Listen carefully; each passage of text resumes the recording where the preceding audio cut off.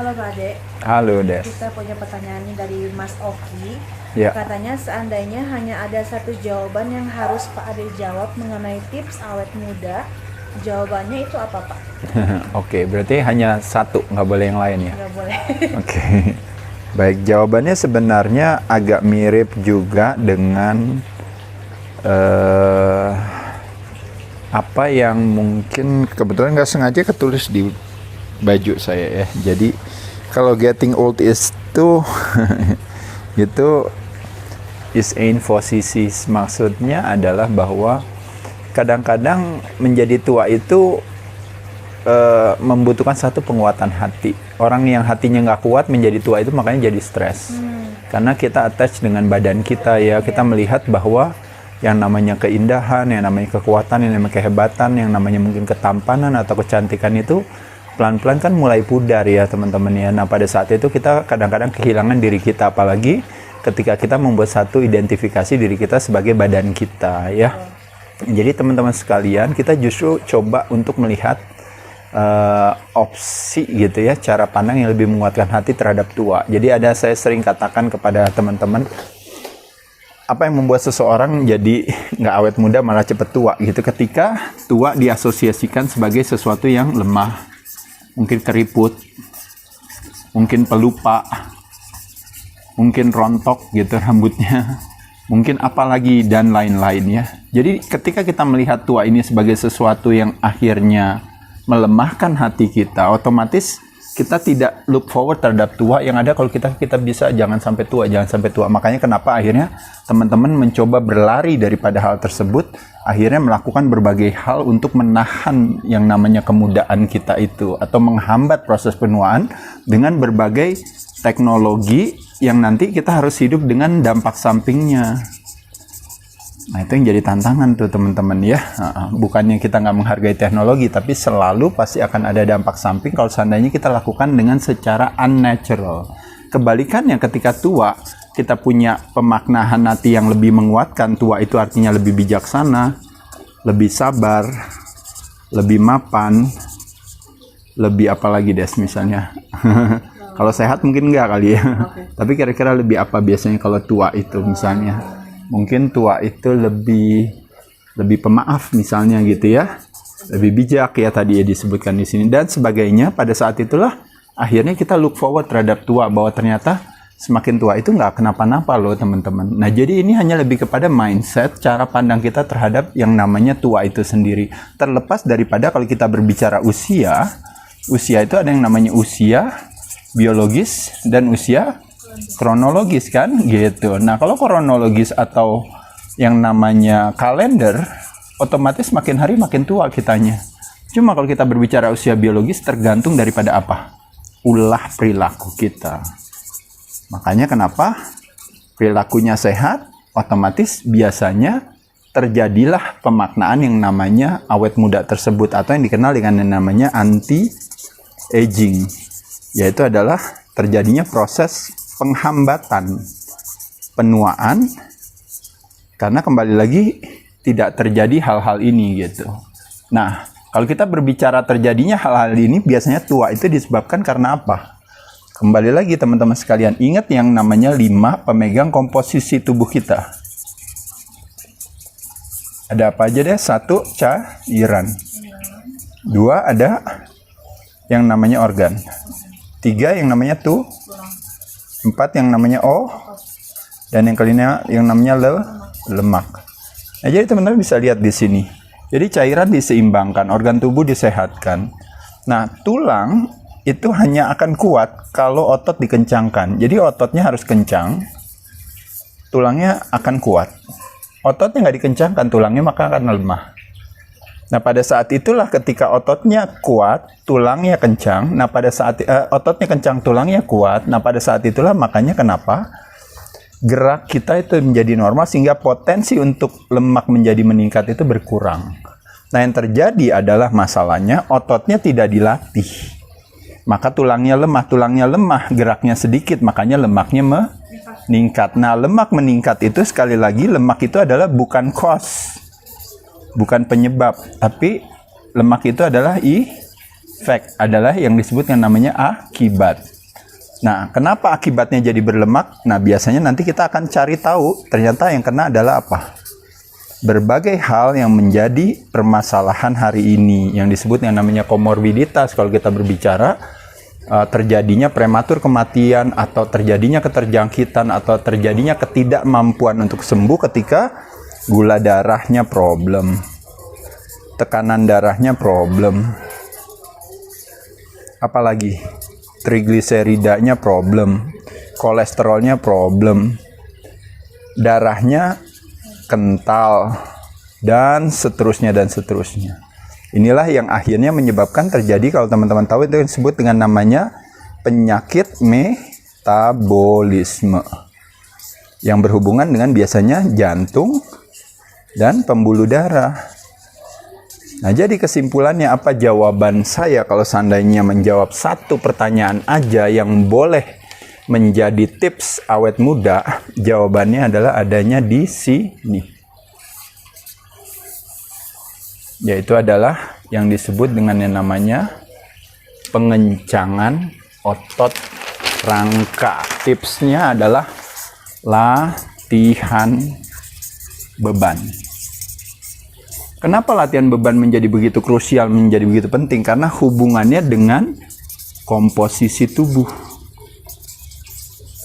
Uniknya lagi juga dengan latihan beban, kalau hubungannya dengan otot rangka itu adalah, kalau bisa dikatakan adalah the largest site, tempat pembuangan gula, glucose disposal. Jumlahnya ada berapa? Hampir 60% di organ tubuh kita isinya adalah otot rangka. Nah, membayangkan the largest site of glucose disposal, tempat pembuangan gula terbesar banyak di sini. Nah, teman-teman, kalau saya tanya ada karbohidrat, protein, lemak, paling sering makannya apa, Des? Karbo kebanyakan rata-rata, tepung dan turunannya, roti, mie, kue basah, kue kering, kerupuk, keripik, dan sebagainya. Nah, pada saat itulah akhirnya karbo menjadi gula. Ketika gula akhirnya nanti kebanyakan disimpan di dalam sel lemak dan lain-lain. Nah, teman-teman, kita lihat di sini. Problemnya daripada gulanya akhirnya kebanyakan itu menyebabkan terjadinya namanya sel tidak sensitif lagi terhadap insulin yang dikenal namanya resistensi insulin. Akhirnya menyebabkan obesitas. Nah, obesitas adalah cerminan daripada berbagai komorbiditas. Teman-teman bisa lihat di sini. Jadi sekali lagi, kalau kita rajin latihan beban, yang terjadi bukan resistensi insulin, tapi yang terjadi adalah insulinnya menjadi lebih sensitif. Jadi sensitivitas insulin menjadi lebih tinggi. Jadi badan malah menyerap gula jadi lebih optimal, lebih banyak. Tulangnya secara tulang jadi lebih kuat nggak? Iya. Tulangnya jadi lebih kuat. Uniknya lagi dengan latihan otot itu nggak membutuhkan waktu yang lama. Waktunya sebentar, tapi ibaratnya kita membakar gulanya optimal. Ingat sekali lagi di video saya sering cerita, kalau membayangkan tubuh itu adalah seperti mobil atau motor, maka otot itu adalah siapa? cc-nya. Jadi kalau cc-nya tinggi, berarti bensinnya gimana? Bisa banyak. Nah, ingat yang saya tanya sama teman-teman kan? Bagaimana caranya untuk ngabisin bensin di mobil kita? Satu, dengan cara keliling yang jauh-jauh, muter-muter sampai jauh dan lama. Atau mau cara yang sebentar aja, cuma cukup dipanesin aja mobilnya di rumah, tapi tiba-tiba bensinnya bisa habis. Kenapa? Karena cc-nya gede. Nah, cc-nya gede itu adalah makanya kenapa otot. Nah, jadi apa yang membedakan saya umur 52 tahun dengan teman-teman lain yang umur 52 tahun? Bukan karena apa-apa, hanya lebih kepada komposisi tubuh. Komposisi tubuhnya terutama dalam hal apa? Dalam hal otot. Ototnya saya latih setiap hari, Mas Ade. Latihannya seperti apa sih biasanya? Ya seperti saya katakan tadi, saya latihan otot, saya latihannya apa? Saya latihannya setiap hari. Atau misalnya mau latihan 5 kali 2. Misalnya kalau kita ngomongin. Jadi Senin sampai Jumat. Sabtu Minggu libur. Misalnya. Nah, Senin sampai Jumat latihannya apa aja? Latihan bisa dengan menggunakan tubuh sendiri. Misalnya apa? Squats, plank, push-ups, pull-ups, apalagi yang lainnya. Lunges, leg raises, crunches, sit up, dan sebagainya. Teman-teman bisa lakukan ini dengan berbagai varian. Teman-teman boleh lihat banyak begitu informasi yang mengajarkan teman-teman untuk melakukan latihan ini. Latihan ini pun juga bisa intensitasnya ditinggikan dengan apa? Dengan asosiasi dan tempo. Jadi pelan turunnya, rasakan. Asosiasinya pada saat push up membayangkan kita menekan lantai ke bawah, bukan mendorong badan ke atas. Pada saat kita naikin badan ke atas waktu kita squat, bukannya membayangkan dari duduk berdiri, tapi membayangkan menekan lantai ke bawah dengan menggunakan kaki kita. Pada saat itu otot yang diinstruksikan untuk bekerja menjadi lebih berat lagi kerjanya. Nah, pada saat itu gula yang dibakar lebih banyak gak? Lebih banyak lagi. Stres yang diterima oleh otot menjadi lebih besar gak? Lebih besar. Nah, otot itu sendiri kalau dilatih itu pun juga sama. Ingat teman-teman, sekali lagi, berbagai jenis tahapan otot kita. Ada yang namanya tahapan 1, tahapan 2, tahapan 3, tahapan 4. Kalau membayangkan kerjaan kita, kalau kita kerjainnya cuma yang satu, komisinya cuma 30%. Kerjaan yang nomor 2, komisinya bisa 60%. Kerjaan nomor 3, komisinya bisa 80%. Dan kerjaan nomor 4, komisinya 100%. Nah, kalau satu otot yang komisinya 30%, kalau kita melatih otot apa? Cuma melatih otot tipe 1A. Kalau 60% melatih otot 2A. 80% melatih otot 2B. Dan terakhir 100% melatih otot 2X. Maksudnya apa nih 1A, 2A, 2B, 2X? Kalau teman-teman rajin ya belajar dunia DRI, teman-teman bisa tahu saya mengambil contoh yang sederhana. Teman-teman lari nyantai aja, saya udah ngelatihan kaki loh dengan naik sepeda, dengan lari, dengan berenang, kan kakinya dilatih kan, bener kan, bagus kan? Bagus, tapi yang kena cuma 1A, slow twitch fiber. Makanya kenapa tekanannya, kalau istilahnya kenapa slow twitch? Karena memungkinkan untuk istilahnya punya durasinya yang panjang. Makanya kenapa cardio exercise dan sebagainya, ini senam-senam dan sebagainya ini bisa kena. Tapi ketika dia dikasih beban sedikit, maka pada saat itulah mendadak dari aerobik aktivitas menjadi anaerobik aktivitas di 2A. Ketika kalau ini larinya sendiri aja, kalau ini larinya sambil dorong mobil. Otomatis nggak bisa lama-lama. Lari sambil dorong mobil berat dia ya. Nah, kalau di 2B, dorong mobilnya sambil tanjakan. Makin berat lagi, jadi paling kuatnya lebih sedikit lagi. Dan terakhir di 2X, ketika kita dorong mobil di tanjakan, di dalam mobilnya ada anak kecil yang bandel, tarik rem tangan, kitanya tetap mesti narik, mesti dorong mobil itu. Maka terkena 2X. Jadi poinnya di sini adalah gerakan itu kalau bisa dibilang boleh dong Mas Ade, saya kan yang penting udah olahraga, yaitu udah gerak, misalnya cuma cuci piring, misalnya cuma ngepel, atau misalnya cuma bersihin mobil dan sebagainya, betul. Tapi kembali lagi semuanya indikatornya tergantung daripada otot-otot ini. Kalau kerjaannya teman-teman, misalnya teman-teman kuli bangunan, yang ngangkatnya juga berat, kuli bangunan biasanya adanya di sini teman-teman, di 2A. Jadi banyak gitu ya, kayak CrossFit lah gitu ya, contohnya misalnya, dia banyaknya di sini. Kalau anak-anak binaraga kenanya bisa di 2A dan 2B. Karena dia bebannya ditingkatkan kan, ada melakukan yang namanya progressive training. Bahkan kalau seandainya latihan juga dioptimalin lagi, bisa kena 2X-nya juga. Jadi poin saya di sini teman-teman sekalian, jadi yang dimaksud dengan saya semakin tua, saya rajin melatih otot kita, ke-1 adalah kita berbicara yang namanya kuantitas.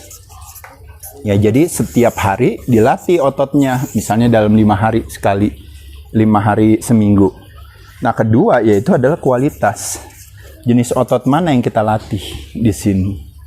Ini udah bagus gak? Udah bagus sekali teman-teman sekalian. Teman-teman bisa ini ya lebih bagus lagi. Latihan beban pasti adanya di sini.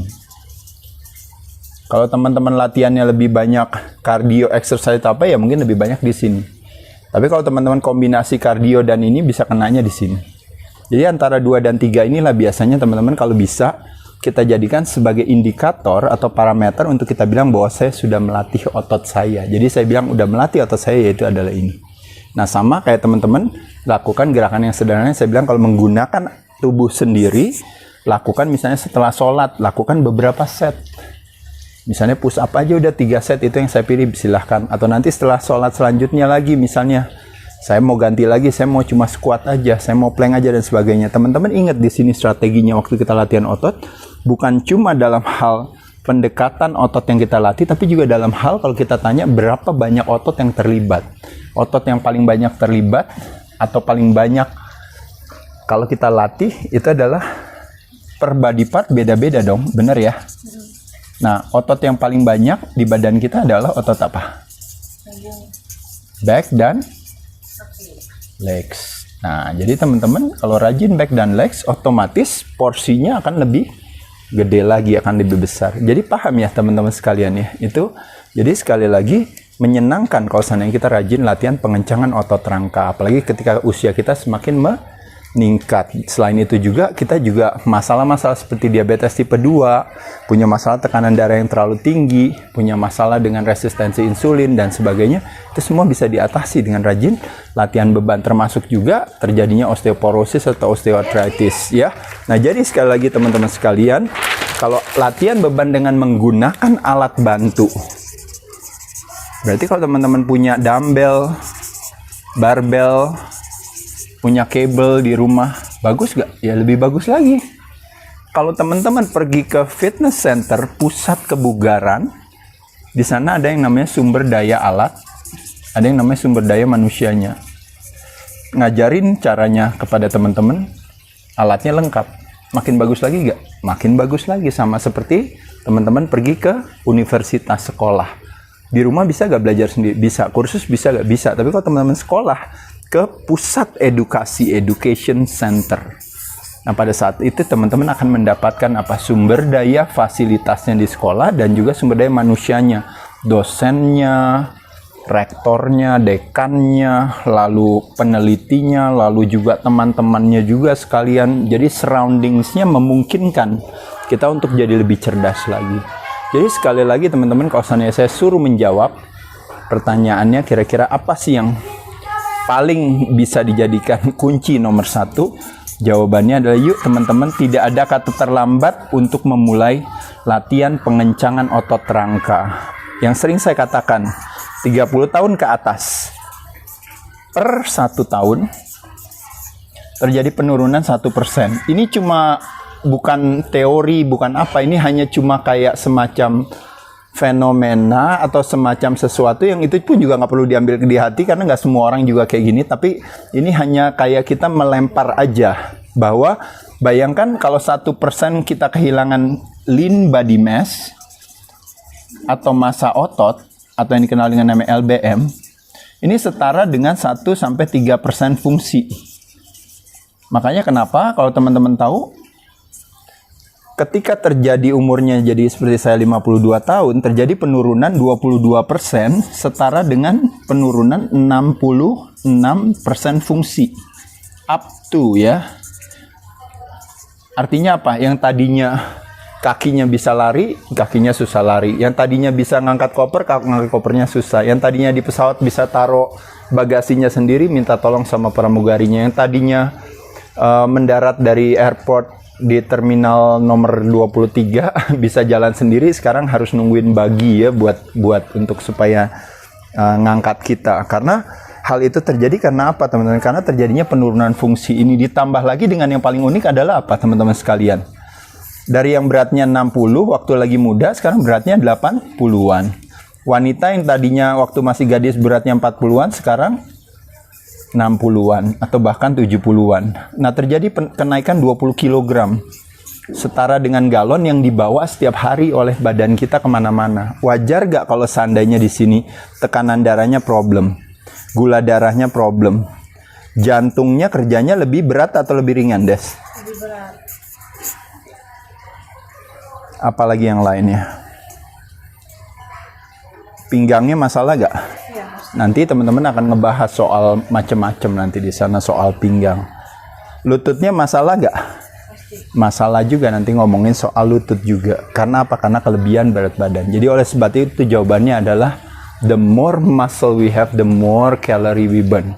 Semakin banyak otot yang kita miliki, semakin banyak kita punya kemampuan metabolisme, dan dikenal dengan resting metabolic rate kita jadi lebih tinggi, basal metabolic rate kita jadi lebih tinggi. Kalau istilahnya jatah makan kita menjadi lebih besar kalau seandainya kita punya otot lebih banyak. Kenapa? Karena otot adalah salah satu pemegang saham yang akan menentukan nasib daripada komposisi tubuh kita. Maksudnya apa teman-teman sekalian? Maksudnya ya seperti ini. Teman-teman lihat. Ototnya nggak dilatih kan? Problemnya kan ke tulang. Tulangnya bermasalah, problemnya ke lemak. Lemaknya tinggi, bermasalah. Pertanyaan saya, kerja jantung jadi berat nggak? Ginjal jadi berat nggak? Liver problem nggak? Terjadi yang namanya ketidakseimbangan dalam cairan. Jadi problemnya di sini problem, di sini problem, tulang jadi problem juga di sini, lemak jadi problem juga di sini. Gara-gara apa? Gara-gara nggak pernah melatih ini. Jadi itu aja sih yang mau saya sampaikan kepada teman-teman. Jadi satu jenis olahraga kalau seandainya saya boleh mengkampanyekan, terutama di musim infeksi ini, terutama teman-teman ada di rumah, yuk teman-teman jangan salah paham dalam urusan yang namanya otot rangka. Is a underappreciated activity, adalah underappreciated organs di badan kita yang sesungguhnya dia memegang peran yang begitu penting. Bahkan ada is arguably katanya skeletal muscle is an endocrine system gitu, karena hubungannya nanti dengan respon yang namanya hormonal di dalam tubuh kita.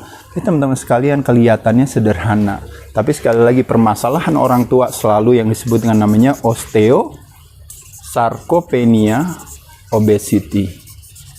Ini yang akhirnya menjadi penyebab daripada berbagai yang namanya komorbiditas yang akhirnya mensyaratkan si virus untuk bisa mengambil kesempatan, opportunistic toxicity. Makanya kenapa seolah-olah akhirnya virusnya lah yang akan mendapat kreditnya ketimbang daripada kita justru ulah perilaku kita yang mengizinkan mereka untuk bisa akhirnya menjadi sesuatu yang berbahaya bagi tubuh kita. Ya, kurang lebih itu teman-teman. Mudah-mudahan bermanfaat informasinya. Saya ucapkan terima kasih.